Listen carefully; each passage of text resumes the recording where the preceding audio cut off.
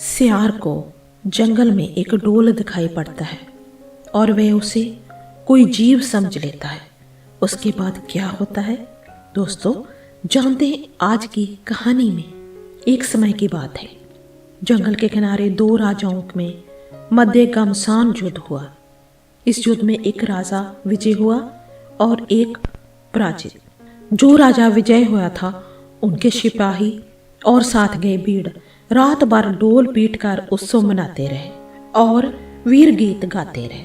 सुबह सुबह तेज आंधी आई और इस आंधी में सिपाहियों का ढोल लुढ़क कर दूर चला गया और एक पेड़ से जाकर टिक गया।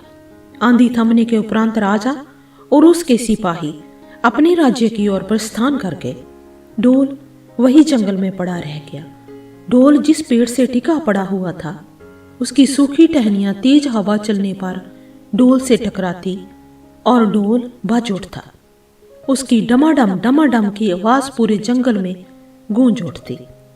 एक भूखा सियार शिकार की तलाश में उस स्थान से गुजरा जहां ढोल पड़ा हुआ था। ठीक उसी समय तेज हवा चली और पेड़ की सूखी टहनियां हिलते हुए ढोल से टकराई। ढोल डमाडम करता बज उठा। ढोल की आवाज सुनकर सियार डर गया। उसने पहले कभी इस तरह की आवाज नहीं सुनी थी। वह सोचने लगा, ये कैसा विचित्र सबर वाला जीव है। वह वहां से भागने ही वाला था कि उसके दिमाग में एक विचार कौंधा। किसी बात की गहराई में जाए बिना डर कर भागना उचित नहीं। मुझे इस विचित्र जीव के निकट जाकर पता करना चाहिए कि वास्तव में ये कितना बलशाली है। वह धीरे धीरे ढोल के निकट पहुंचा।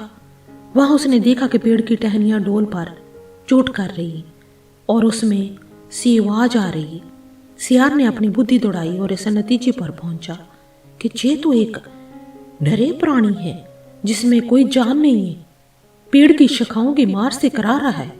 वह स्वयं भी ढोल पर चोट करने लगा और ढोल बज उठा।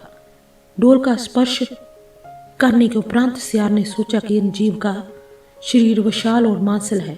अवश्य इसमें खूब चर्बी, मांस और रक्त होगा। इसे खाकर तो मैं कई दिनों तक अपनी भूख मिटा सकता हूँ। उसने ढोल के मोटे चमड़े के बाहरी आवरण पर अपने दांत गड़ा दिए। वह चमड़ा कठोर था।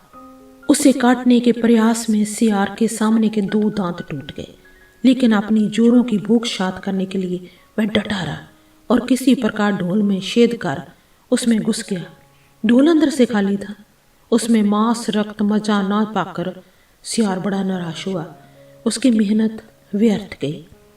सो दोस्तों, इस कहानी से हमें सीख मिलती है कि जैसे ढोल बाहर से विशाल और अंदर से खोखला था, वैसे ही अपने मुंह से स्वयं की बढ़ चढ़कर बड़ाई करने वाले और शोखी बधारने वाले वास्तव में ढोल की तरह ही खोखले होते हैं। इसलिए किसी के बाहरी आवरण और दिखावे से उसके प्रभाव में नहीं आना चाहिए।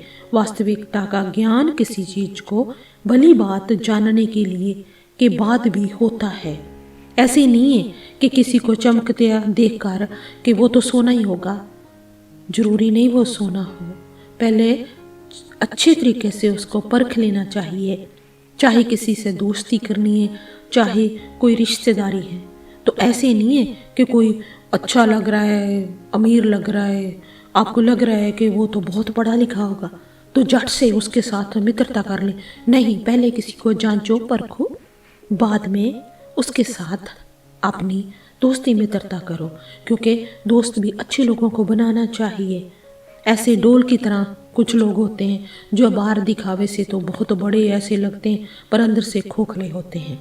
सो दोस्तों, आज की कहानी आपको कैसे लगी कमेंट बॉक्स में कमेंट करके जरूर बताना और वीडियो को लाइक और शेयर जरूर करना और चैनल को सब्सक्राइब जरूर करना। आपका लाइक, आपका शेयर हमें बहुत हिम्मत देता है, हमें खुशी होती है, तो हम नई और वीडियो लेकर आते हैं। प्लीज़ चैनल को सब्सक्राइब जरूर करना। मिलते हैं नई वीडियो के साथ। धन्यवाद।